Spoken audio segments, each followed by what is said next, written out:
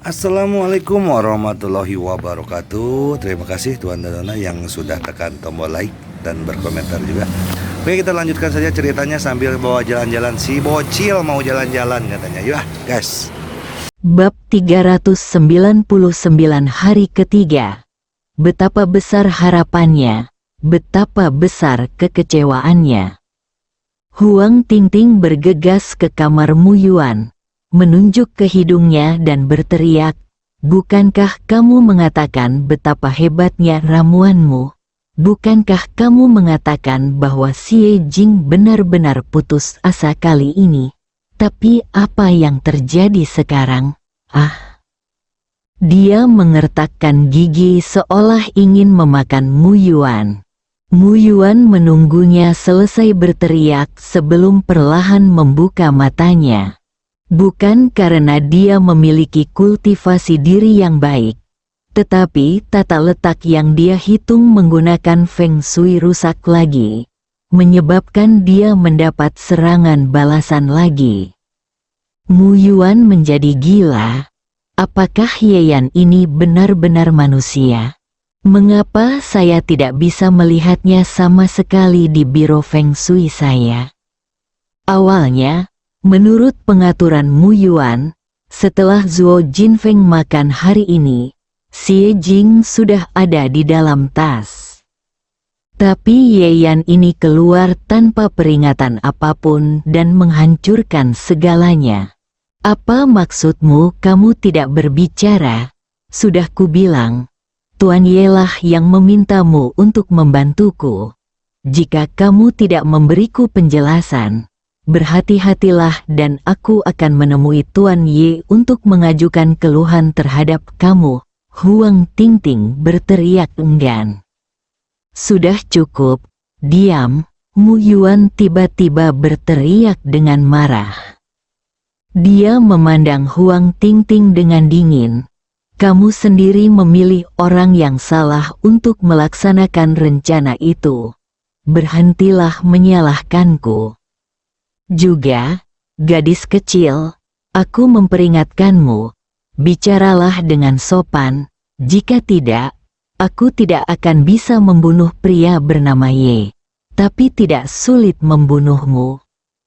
Mu Yuan memiliki nyawa yang tak terhitung jumlahnya di tangannya, dan sekarang dia menunjukkan taringnya, dan aura pembunuh di tubuhnya segera menekan Huang Tingting.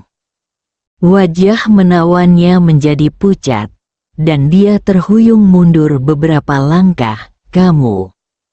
Lagi pula, saya tidak berani berkata apa-apa lagi. Setelah hening beberapa saat, Huang Tingyu mengertakkan gigi dan berkata, "Apa yang harus kita lakukan sekarang? Apakah kamu sedang memasang jebakan?" Wajah Mu Yuan gelap seperti besi. Pesulap Feng Shui menggunakan metode yang licik, tetapi harganya tidak sedikit. Jika rencananya gagal 3 kali dalam waktu singkat, penyihir itu sendiri pasti akan mati. Kini, dia sudah gagal 2 kali, dan Mu Yuan sama sekali tidak ingin bertaruh untuk ketiga kalinya. Yang terpenting dia tidak bisa lagi mempercayai Huang Tingting. Oleh karena itu, Mu Yuan merenung sejenak dan menggelengkan kepalanya. "Saya tidak akan mengambil tindakan lagi." "Apa?" Mata Huang Tingting membelalak. Mu Yuan meliriknya dan berkata dengan ringan, "Pria bernama Ye telah tinggal di Dongling selama bertahun-tahun. Feng Shui di sini baik untuknya, terlalu sulit untuk menyentuhnya. Pokoknya, dia akan segera pergi ke Haicheng. Waktu paling tepat untuk menghadapinya adalah saat dia sampai di sana. Ketika Anda tiba di Haicheng, Anda dapat meminta Ye Yunfan untuk bekerja sama dengan Anda. Kemampuan Tuan Muda Ye jauh lebih baik daripada gadis bernama Huang ini. Tapi Huang Tingting sama sekali tidak bisa menerima alasan ini. Tuanmu, apa yang kamu bicarakan? Kamu pergi ke Haicheng untuk berurusan dengan Ye Yan. Bagaimana dengan wanita jalang itu, si Ye Jing? Setelah Ye Yan ditangani, seorang wanita biasa tidak akan bisa menimbulkan masalah apapun. Huang Tingting menunduk dan tetap diam. Mu Yuan berdiri dan bersiap untuk pergi. Dia khawatir Ye Yan akan datang mencarinya. Ketika dia sampai di pintu kamar, dia berhenti dan ragu-ragu. Melihat betapa hormatnya kamu padaku akhir-akhir ini, aku ingin menasihatimu. Sebaiknya jangan berpikir untuk menyerang Ye Yan dan Xie Jing lagi. Jika tidak, kamu pasti akan menemui malapetaka. Lebih baik menunggu dengan tenang. Saat Ye Yan tiba di Haicheng, dia akan mati. Setelah mengatakan itu, Mu Yuan berbalik dan pergi tanpa menoleh ke belakang. Aku tidak tahu berapa lama, tapi Huang Tingting tiba-tiba mencibir tajam. Orang tua, bukankah kamu hanya takut mati? Sekarang aku yakin kamu telah menderita kerugian di tangan Ye Yan. Kalau tidak, mengapa kamu menghindarinya seperti anjing? Dia mengertakkan gigi dan bergumam pada dirinya sendiri dengan gugup. Namun, aku bukan kamu. Aku, putri tertua yang bermartabat dari keluarga Huang dan calon menantu perempuan dari keluarga Liu, telah beberapa kali dipermalukan oleh dua wanita jalang dari keluarga kelas 3 ini. Aku tidak akan pernah menjadi kamu, mampu menelan nafas ini. Tunggu saja, aku masih bisa membunuh Ye Yan dan Xie Jing tanpamu. Setelah Huang Tingting selesai berbicara, ruangan menjadi sunyi kembali. Hanya matanya yang penuh keburukan, membuat orang bergidik. Junshan, jangan beritahu aku. Ye Yan dan Xie Jing berkendara untuk bersantai. Untungnya, dia meninggalkan Mercedes-Benz-nya untuk sementara di restoran Crystal Champ Elysees. Ketika dia sampai di rumah, Qin Fanglan sudah menunggu.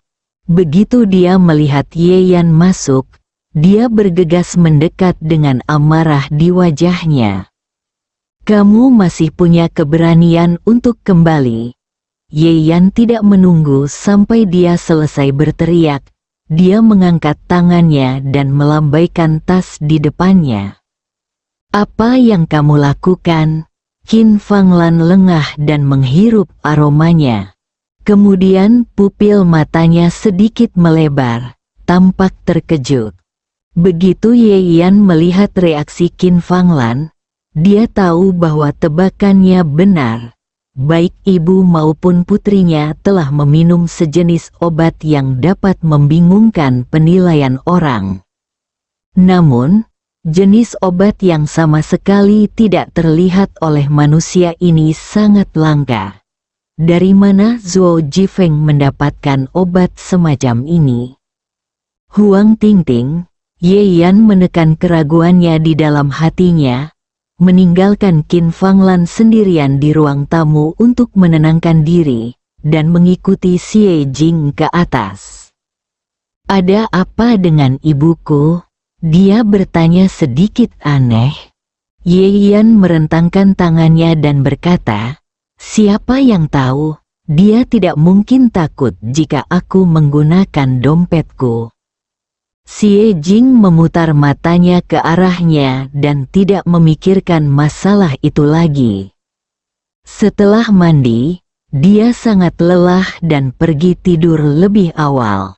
Ye Yan sedang mencari obat yang memiliki efek yang menyertainya dalam ingatan yang diwariskan.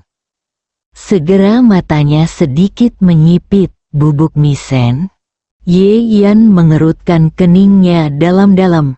Dalam sekejap mata, 3 hari telah berlalu. Tentu saja Xie Jing tidak menemukan jalannya. Ruang konferensi farmasi Xie Jing dan Ye Yan masuk. Saat itu, mata semua orang tertuju padanya, seperti serigala jahat. Meski sudah siap mental, melihat sikap kerabat keluarga Xie ini tetap membuat Xie Jing merasa kedinginan. Saya telah bekerja keras untuk keluarga Xie, tetapi saya masih belum bisa mendapatkan ketulusan dari orang-orang ini. Dia mengerutkan bibirnya dan berjalan ke tempat duduknya untuk duduk. Itu bukan kursi utama, karena kursi utama sudah ditempati oleh Bu Xie yang datang lebih awal. Xie Jing, Xie Kaidong tidak menunggu sampai dia selesai, dan tidak sabar untuk memimpin. 3 hari telah tiba. Di mana janjimu? Xie Jing menghela nafas sedikit. Saya belum menyelesaikan masalah yang dihadapi Tuan Xie. Kalau begitu, tidak ada lagi yang perlu dikatakan. Xie Kaidong menumpuk telepon yang telah dia persiapkan sejak lama. Hubungi Nona Huang. Ingatlah untuk bersikap tulus, agar orang lain lebih mungkin memaafkanmu. Setelah apa yang terjadi pada Zhuo Jinfeng, Xie Jing telah menerima takdirnya, tetapi ketika kejadian itu datang, tanpa sadar dia masih mengepalkan tinjunya. Xie Jing, sebagai agen ketua, Anda tidak hanya gagal memberikan keuntungan kepada Tuan Xie, tetapi juga selalu membuat Tuan Xie berselisih. Anda tidak memenuhi syarat sama sekali. Nyonya Tua Xie berkata dengan dingin, ini adalah satu-satunya hal yang dapat Anda lakukan untuk Tuan Xie sekarang. Jadi berhentilah menulis dan teleponlah sekarang. Dia mencibir, setelah ini selesai, kamu masih memiliki banyak pekerjaan untuk diserahkan kepada Xiao Dong. Bab 400 Tamu Xie Jing tersenyum sedih, mengulurkan tangannya dan memegang mikrofon.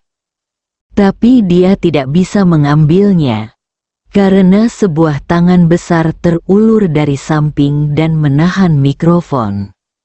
Itu Ye Yan. Dia pertama kali memberi Xie Jing senyuman yang menghibur. Kemudian, dia mengangkat matanya dan menatap Nyonya Xie dan Xie Kaidong. Mengapa kamu begitu cemas?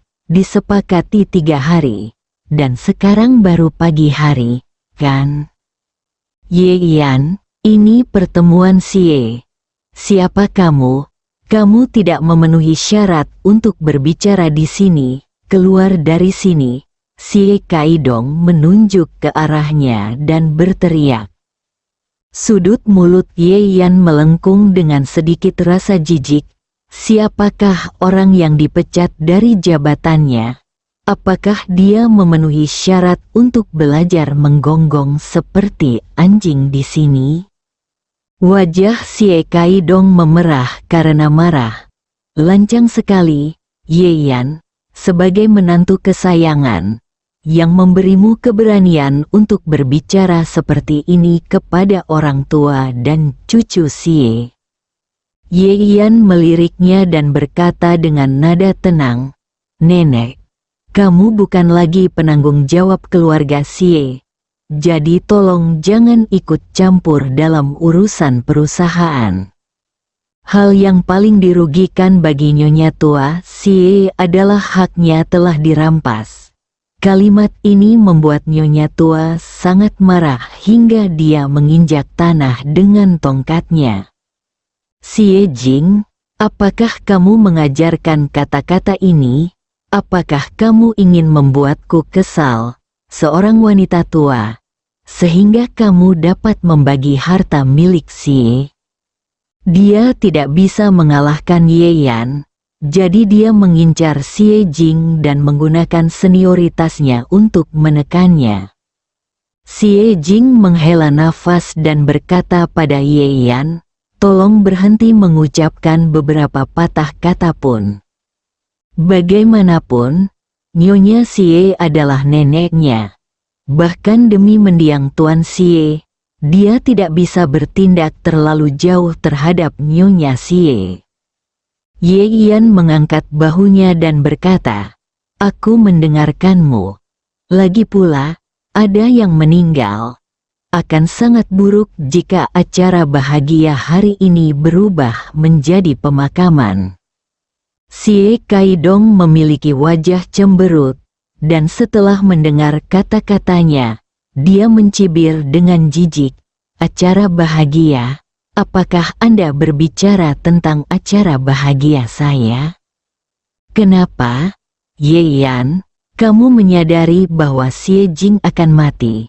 Apakah kamu berencana menjilatku? Kalau begitu, uangmu tidak cukup. Setidaknya kamu harus berlutut dan bersujud." Ye Yan memandangnya seolah-olah dia adalah seorang idiot. "Kebodohan adalah penyakit, dan kamu terlalu sakit untuk disembuhkan." "Oke," teriak Nyonya Xie, menyela Xie Kaidong yang hendak marah. Dia memandang Ye Yan tanpa ekspresi dan berkata dengan dingin, "Berhenti bicara omong kosong di sini. Xie Jing sendiri berjanji akan menyelesaikan masalahnya dalam 3 hari. Sekarang waktunya sudah habis dan dia gagal melakukannya. Dia harus dihukum." Sambil berbicara, Nyonya Xie menatap Xie Kaidong. "Artinya, jangan bicara omong kosong dengan pecundang ini di sini." Yang sebenarnya adalah memaksa Xie Jing memenuhi janjinya. Xie Kaidong mengerti, berdiri dan berkata dengan keras, "Itu benar. Xie Jing seharusnya menundukkan kepalanya dan meminta maaf kepada Nona Huang sejak lama. Tapi dia terlalu egois dan bersikeras untuk menunda 3 hari ini.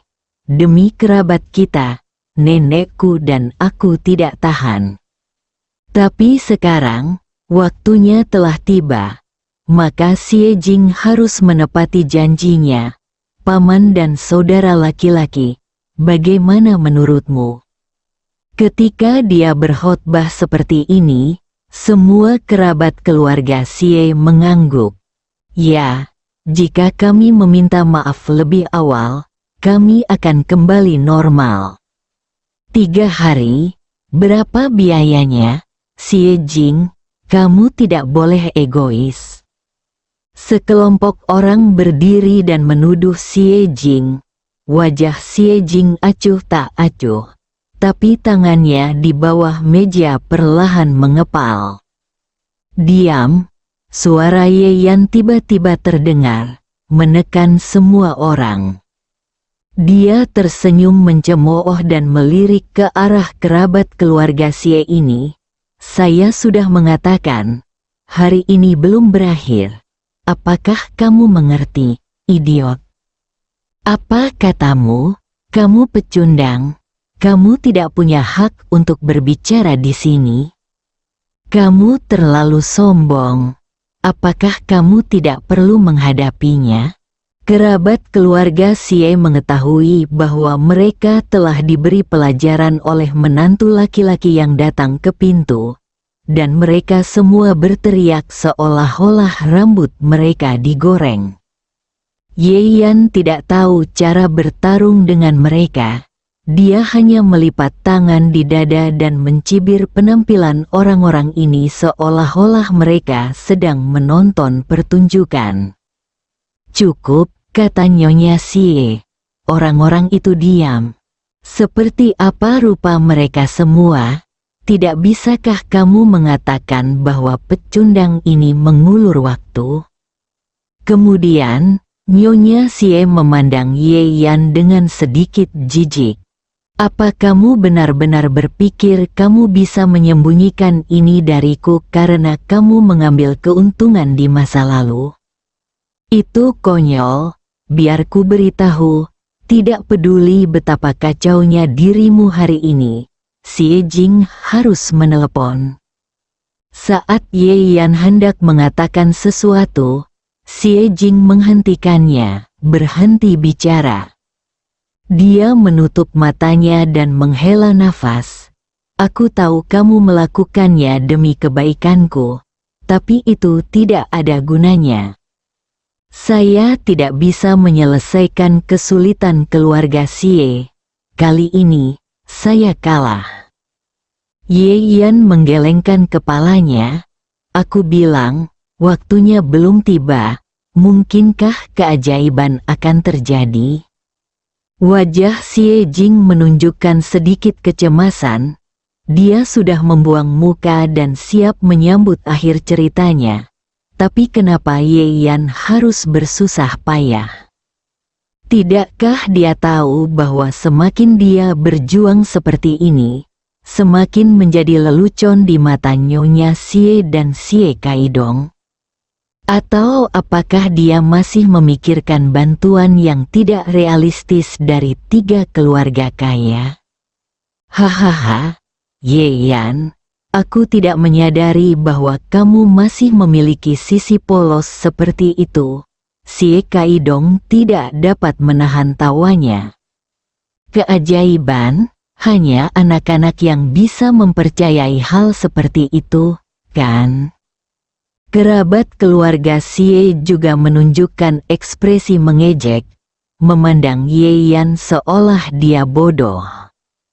Nyonya Xie berkata dengan nada penuh belas kasihan, Xie Jing, sepertinya Ye Yan tidak hanya mengeluarkan uang untuk pelelangan ini, tetapi juga menggunakan otaknya, bukan?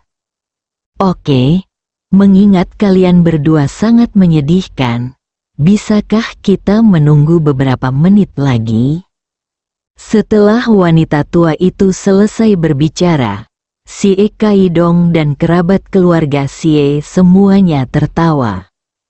Xie Jing begitu diejek oleh mereka hingga wajahnya hampir kehilangan ekspresi. Nada bicaranya sedikit tidak sabar. Tidak ada keajaiban. Dan tidak akan ada keajaiban.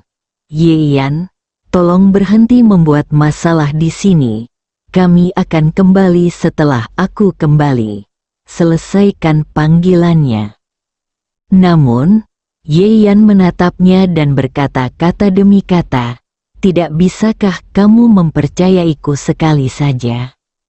Xie Jing mengangkat alisnya dan hendak berbicara ketika dia tiba-tiba teringat apa yang terjadi di restoran Crystal Jump Elysius. Dia tiba-tiba tersedak dan membuka mulutnya. Setelah hening beberapa saat, Xie Jing tidak berkata apa-apa lagi, tapi dia tidak mengangkat mikrofon lagi. Ini benar-benar jelek. Apakah kamu pikir kamu benar-benar dapat mencapai sesuatu yang baik dengan bersikap tidak tahu malu? Xie Kaidong berkata dengan tidak sabar. Sudah kubilang, kamu tidak punya kesempatan sama sekali, tidak ada yang akan datang membantumu. Cepat telepon dan pulang. Saat dia selesai berbicara, semua orang di keluarga Xie belum mulai setuju. Ada ketukan di pintu ruang konferensi. Seorang asisten masuk dan berkata dengan nada terkejut dan tidak percaya, Tuan Xie, Nyonya tua, ada tamu di perusahaan. Dia bilang, dia datang untuk membahas kerjasama dengan keluarga Xie kita. Bersambung.